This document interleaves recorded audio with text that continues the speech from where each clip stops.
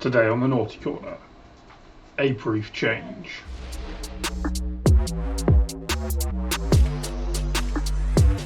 Hello there, my name is Matt Purdy. I'm guesting on Naughty Corner Gaming today.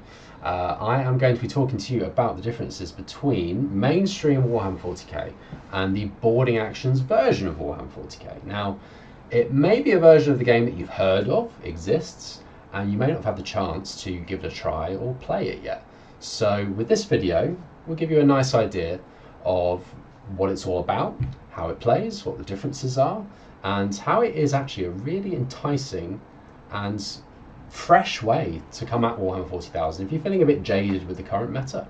Okay, the first thing we're going to look at is a really important book that you are going to need if you want to get into boarding actions. Now, boarding actions, a little bit of history. Boarding actions was brought in at the end of 9th edition of Warhammer 40k. It was done as that kind of period where they often, Games Workshop, they like to have, once all the codexes are done, they have some kind of release or event or like narrative push forward. And okay, so the first thing we're going to talk about a little bit of history of boarding actions and where it sits in the Warhammer 40k releases. You may remember back in 9th edition, and Games Workshop like to do this towards the end of every edition release, they get a little bit creative, they get a little bit crazy. They like to come up with something which moves the narrative forward. We've had things like the Psychic Awakening series of books, that was back in 8th edition. As a Night Lords player, I really needed that Psychic Awakening at the time, because that was where we got most of our rules from. They were a bit more interesting. But then at the end of 9th ed, we had boarding actions. In my opinion, one of the best decisions Games Workshop made was to put effort and really expert design into making boarding actions. Now, it'll only work if you have that specific set of terrain. That is one of the limitations of it, but it is brilliant terrain. It's absolutely fantastic. The way it goes together in a modular way, the way you have the set mats. There's been White Dwarf articles on how it's literally planned out and measured out, and all the mathematics behind it about where units can move, where they deploy. It's all planned so well. Now, we had that initial burst in 9th edition, and a lot of interest, a lot of us bought into it, and then we were really worried about it going into 10th edition because we had the new version. And a lot of what 10th edition came with, a lot of the rules superseded or clashed with the way that boarding actions worked. And boarding actions was left in limbo for a little while. But, thankfully, GW realised all the potential going on with boarding actions, and they invested in making this amazing compendium book, which is unlike any other Games Workshop release, in that it contains absolutely everything you need to play boarding actions. It has rules for every single faction. It has detachment rules for every single faction. Disclaimer, at time of filming, not including Emperor's Children because they are new. But every other detachment is covered here. So it's a brilliant marketing tool, because if you buy this book, you end up flicking through it, looking for interesting factions that you may not have had any idea about playing or painting up before, but you think, you know what? I could achieve 500 points quite quickly.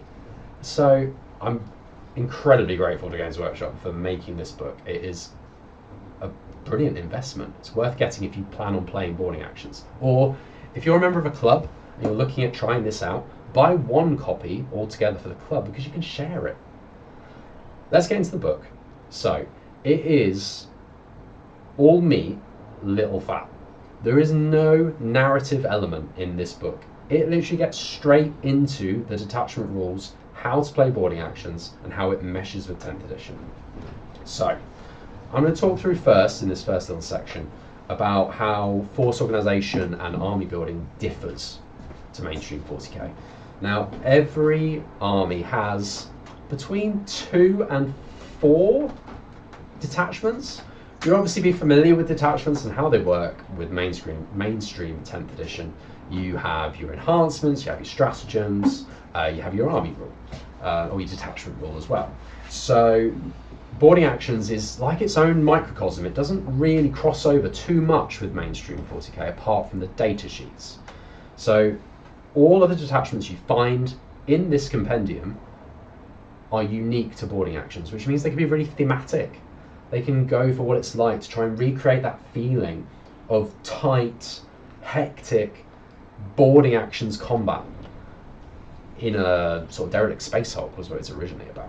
Anyway, let's open and have a look. So I have earmarked the Adeptus Astartes boarding strike here. So again, what I really like, we've got one double page, all the rules that you need. Now that matches up in format to regular 10th ed, that's fine. But there are a whole load of adaptations.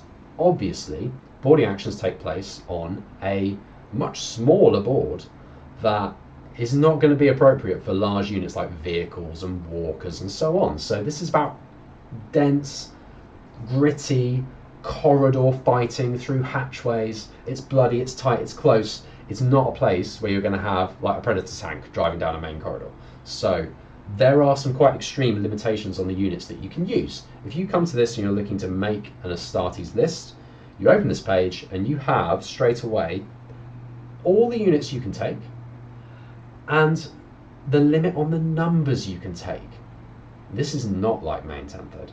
You cannot just, the rule of 3, rule of 6, battle line, it does not apply here. You look at this and this is it. It is usually cut down to a few characters and a limited number of elite infantry or your regular infantry, because that's what's going to fit in a corridor. So as we've already mentioned, it's 500 points, so 1/4 of the size of a regular 40k game. Now in addition to that, with the limitations that you've got here, units also have to, and I don't know, you can probably see it fairly well on the screen, but a lot of them have 5 or 10 models. So for example, if I'm looking down here, we've got Assault Intercessor Squad, 5 or 10. Okay, so you can take them as a 5, you can take them as a 10, but in the game they have to combat squad down. This is a key rule in boarding actions. Having a 10 unit trying to maneuver around the tight confines of the board doesn't really work. So if a unit naturally comes in 10s or can be taken in 10s, you can pay for it as a 10, but then halve it down to 5s as combat squads, and then they behave independently for the rest of the game. As well as that, and all these limitations, you've also got rules adaptations. So every data card usually comes with its own ability or 2 abilities. That's a staple of 10th edition. Every unit has its unique thing that it does. However, some of those don't quite interact or work with boarding actions, or they're too good, or they don't apply. So again, Games Workshop quite on the pulse here. They've removed or adapted the rules that apply to certain units. As a general rule, a lot of this will be to do with the fact that you can't fly in boarding actions. It's too confined in the tight corridors. So any fly units tend to lose that keyword, and they drop down to a max move of 9 inches rather than 12 or whatever they would normally have. Every 40k faction has an army rule. Now that army rule usually will transfer across to boarding actions and work. However, it doesn't always. Up here we've got army rule, units from your army with the Oath of Moment ability retain that ability. So for the purposes of Adeptus Astartes, that's unchanged, but there are a number of other factions where the army rule is adapted or entirely changed. For example, Admech, their rule with Protector Doctrine and Conqueror Doctrine doesn't transfer across into boarding actions. It's just totally changed, but all the changes will be listed here on your double sheet. The detachment rule will be often quite specific to boarding actions. So again, just to make it completely clear, none of the detachments in regular 10th ed, even if they're released as a Grot Bus detachment or something later, they don't apply to boarding actions. You literally only have these ones. You have 2 enhancements specific. You have 4 strats only rather than 6 related to the detachments. Now the strats, I like that they're much more streamlined. There's less core stratagems, and we'll talk about those in a minute. There's less detachment strats, and they are usually, at least a couple of them, are usually related to something to do with boarding actions. So they may act and react around hatchways, for example, because they're like a key piece of terrain in boarding actions. So there's the detachment stratagems. You've got 4 of those. You've also got a limited suite of core stratagems too. Now, as much as it would be fun to be chucking grenades around inside a Space Hulk and how effective that would be, in their infinite wisdom, GW decided that grenades might have been a bit too strong to port across into boarding actions, so that one doesn't make it. But the ones that you would expect to be there are there. We've got command reroll, we've got counter-offensive, so you can interrupt, we've got insane bravery, we'll come back to battlefield command. We've got explosive clearance, which is actually unique to boarding actions, but any army can do it. It's to do with making blast weapons a bit more effective. Obviously, if you're combat squadding everything down, there's going to be less big units running around, so the effectiveness of blast weapons is quite reduced. That stratagem helps to increase its effectiveness again. So there's issues around line of sight and how many models you can actually see, which we'll come to in a second, but explosive clearance kind of gets around that and gets you back up to maximum effectiveness for your blast weapons. Lastly, battlefield command. Now, something we should talk about here is that your characters do not join units. Now, that's rather a key part of mainstream 10th edition, is how you build your synergies around what characters go in what units. So that comes across too strongly into boarding actions. A really good character with a really good unit and them cross synergizing is going to be too overwhelmingly good at 500 points. So to counteract that, characters do not join units, but for a CP they can give their leader ability to a unit that they could lead. It's done in the command phase, you've got to be within 6 inches, and the effect lasts till your next command phase. But it's a way of still having that synergy without it being too overwhelming. We also talked briefly about enhancements for the detachments. You have a core of 6 enhancements too that anyone can choose from. Enhancements, you'll notice there's no points values next to these, they are free. Legendary named characters cannot take any enhancements, just like main game, but any other regular character can just pick an enhancement. So it's quite a good incentive to try and take 2 or more characters, whatever you're limited by, because you get to pick these for free. We won't go into the details of what each of these do, but they're all useful, and in many cases they're often better than the detachment ones. Just to pick out one, I like Peerless Leader. So where we talked about battlefield command costing a CP to give out your ability to a unit, Peerless Leader lets you do that for free. So you can get back to doing it all the time, not worrying about it, as you're going to see in a battle report that's connected later.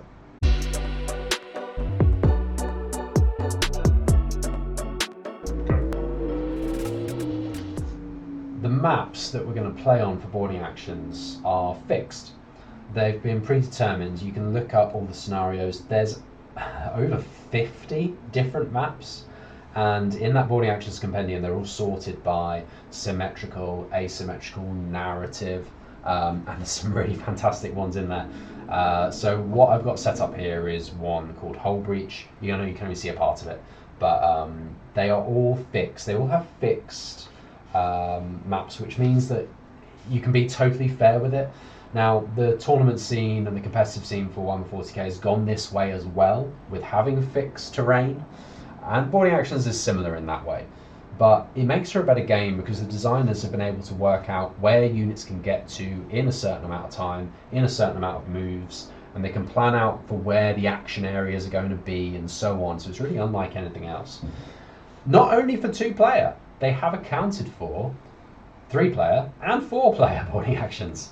We're not going to go into the details of exactly how 3-player and 4-player differ to 2-player right here. It's quite simplistic. I think 2-player boarding action games are better than 3 or 4, but if you have plenty of time and you want to just play casually and throw dice and chat and play at the same time with 4 of you around a table, it does work. It's chaotic and it's very dense because it's played on the same size board, but it does just about work. Okay, so you can see on the top down here looking in that I've set up one of my units of legionaries. They're standing on top of a red overlay. That is a deployment square. In boarding actions, every unit can only be placed in a deployment square. There will be between 3 and 6 per side. If your units can't all deploy into those because you can only put 1 unit per square, the rest of your units start in reserve, and then they walk on at the end of your movement step in turn 1. So it's not that you have to wait till turn 2 like Deep Strike.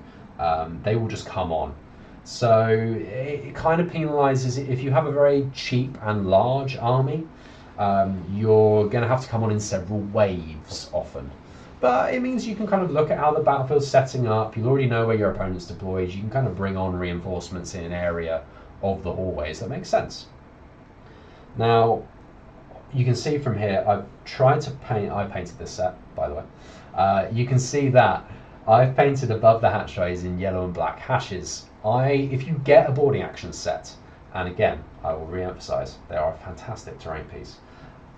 I really recommend that you do something similar to pick out the hatchways from above, because when you are standing above a table looking down at it, it can be hard to spot where all the hatchways are. So you want that nice, easy visual way of spotting, where your units are able to actually move through the walls and get through hatchways. Now, hatchways form a really integral part of boarding actions. A lot of the rules that you have that are written into the personalised attachments, they synchronise or they specify around things happening around hatchways. You can open hatchways to demonstrate. When a unit moves and ends its move within 1 inch of a hatchway, at the end of their movement phase, they can just open that hatchway, like so. Yes, it moves and opens. It's very satisfying. Now, you can do that after any kind of move. You can fall back and open a hatchway.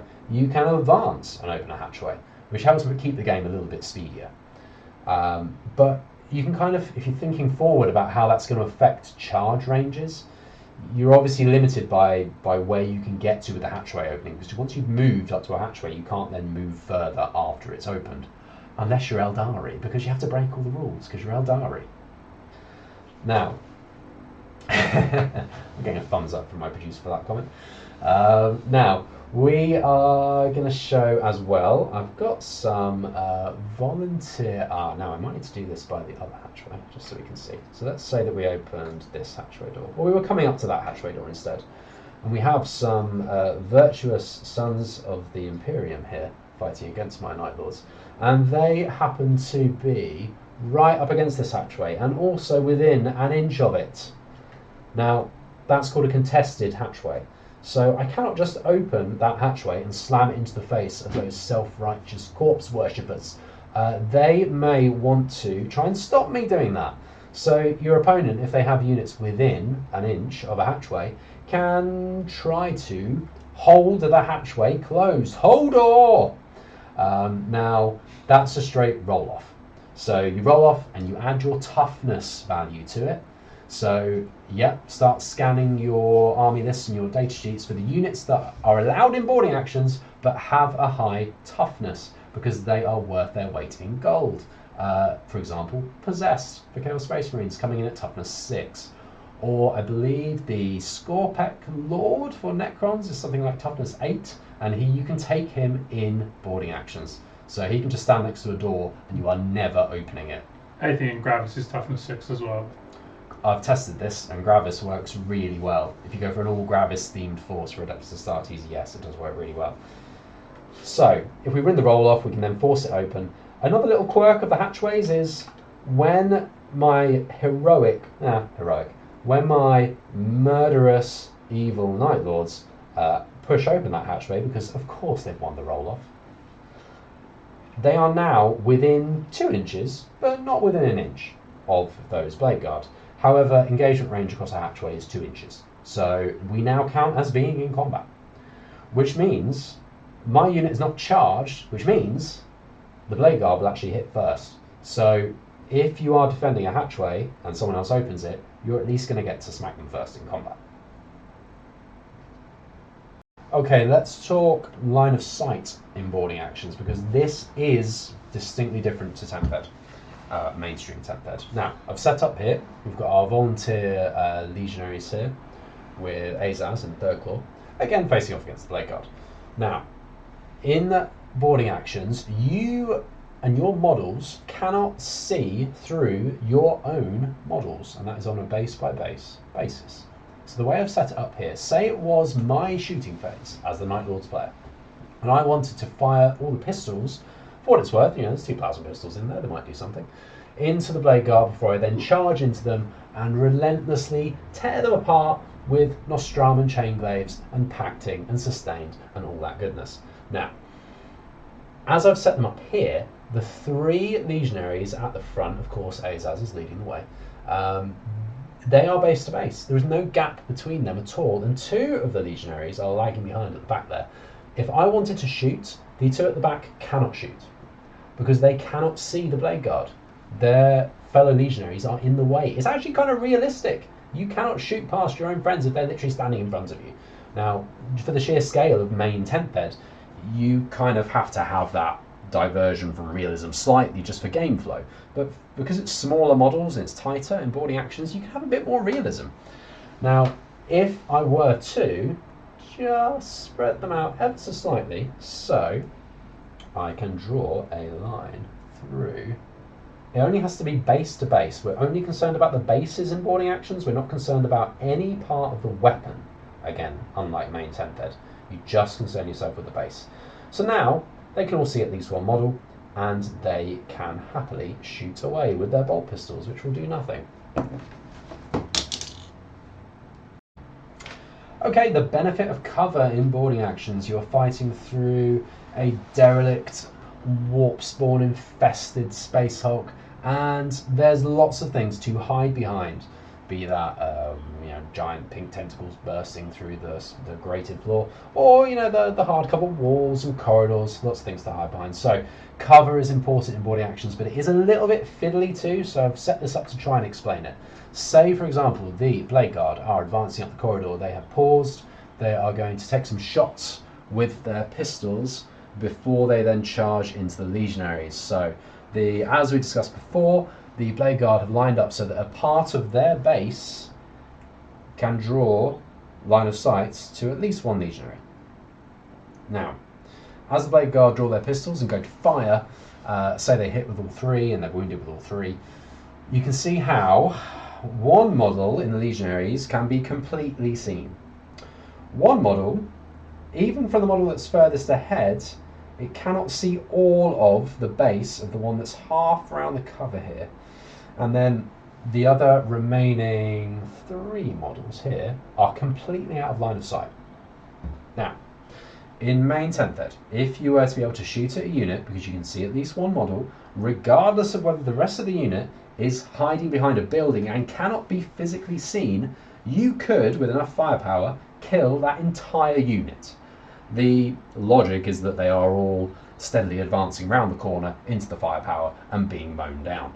But boarding actions, you can only kill what you can see. So even if the Blade Guard were to land full hits, full wounds, and we failed all the saves for the legionaries, the most we could kill are 2, because we can only see 2. Cover saves. Now, I want to be able to take a cover save because those bolt pistols are AP1. It really, really irritates me that the loyalists get AP1 to their bolt pistols, and we are still running around, Chaos Space Marines, with bolt pistols that have no AP. Anyway, that's an issue for a podcast. So it's because they're a heavy bolt pistol, not a bolt pistol. Bolt pistols are AP0. Heavy bolt pistols are AP1. Yeah, we've got Belisarius Call somehow digging up like a higher armor penetrating round. Yeah, thanks, Call. So I want a cover save. So I'm going to assign and roll one at a time. Probably saves on this guy first, because he's going to get a cover save. But I have to keep saving on him till he dies, and then I'll go to him with no save. Azaz bravely and foolishly standing out in the open. But that's how the cover works. Now, just to shuffle them all along, if the Blade Guard was shooting from here, one model in the Blade Guard can see every single legionary and they're not in cover.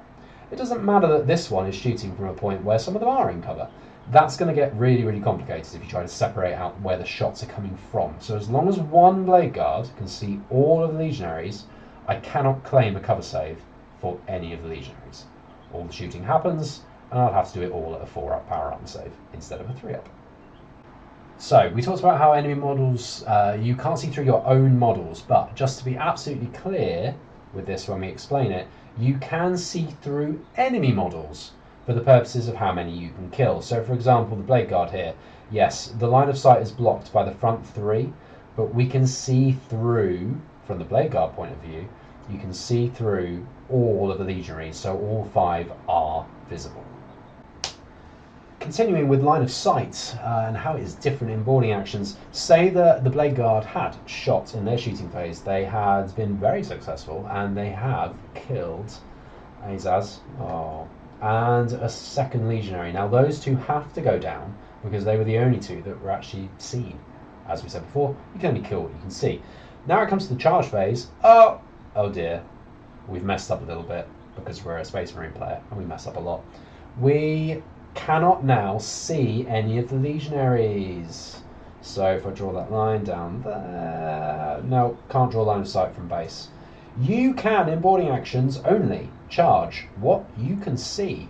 It doesn't matter what you roll. Obviously this is only about a 4-inch charge, so light to make it, but you can't see them. And it's dangerous in boarding actions. You don't know what's around the next corridor. So you cannot charge what you cannot see. Okay, last few things about boarding actions and how it differs. Now, objectives. You can see my legionaries here clustered around an objective. In mainstream 40k, it is a 3-inch objective control. Nice and simple change in boarding actions. It is 1 inch only, and you can stand on the objective. Now, there's been some back and forth in main set then about like whether you can or can't stand on the objective and whether it should be a physical thing or not. But in boarding actions, it's nice and clear. You can stand on the objective. Next point, we have a number of unique actions to boarding actions. Now, in boarding actions, they're called tactical maneuvers. You might have noticed back on the core stratagem sheet that a rather important one, namely Overwatch, was missing from the core stratagems. In boarding actions, Overwatch is not a strat, it is a tactical maneuver. Tactical maneuvers can be done at the start of the shooting phase. If you start doing one in the shooting phase, you cannot then charge or shoot. You cannot do a tactical maneuver if you have fallen back or advanced, the usual caveats. Now, I'm going to demonstrate each one. There are 3 tactical maneuvers. If you wish to secure sight, any battle line unit can start doing secure sight on an objective.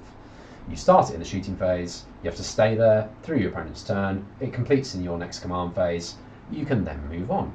So every single unit that on its data card has this unit, if it's there in the command phase, secures this objective and it can move on, of which almost every faction has one of those. It's usually deleted for boarding actions because every single battle line unit can do it.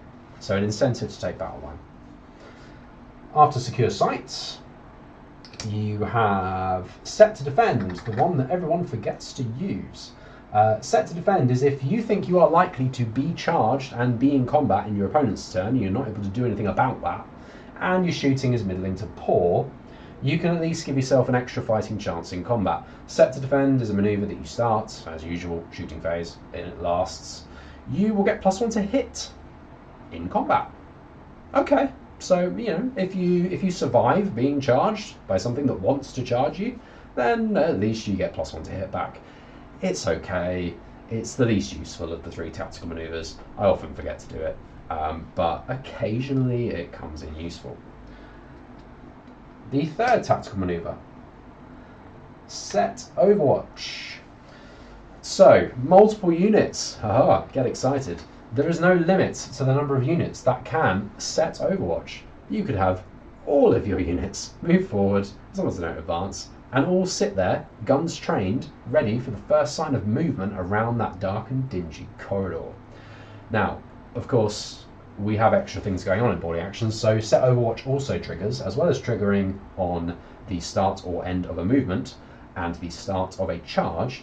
It can also be triggered by, bam, opening a hatchway. So if an enemy unit in your line of sight opens a hatchway, you can pepper that hatchway with firepower, hitting on 6s, of course, unless you have a way to get around that, which many detachments do. So For the sake of absolute clarity, because this is very different to the main game, where the amount of times you can overwatch is strictly limited, in boarding actions, if you have multiple units that are on set overwatch, they can all overwatch. So the Blade Guard kick the door down, and both legionary units can fire away with their bolt pistols and plasma pistols. There's no limitation. If you set overwatch, you can do overwatch with a unit. I could also space them out. I could do overwatch with one unit at the point that the hatchway is opened and try my luck. And then when the Blade Guard inevitably declare their charge, I could overwatch with the other unit. Thanks for watching our guide to boarding actions here on Naughty Corner Gaming. I hope that's been informative for you, and give it a go. It's a really fun format and you won't regret it.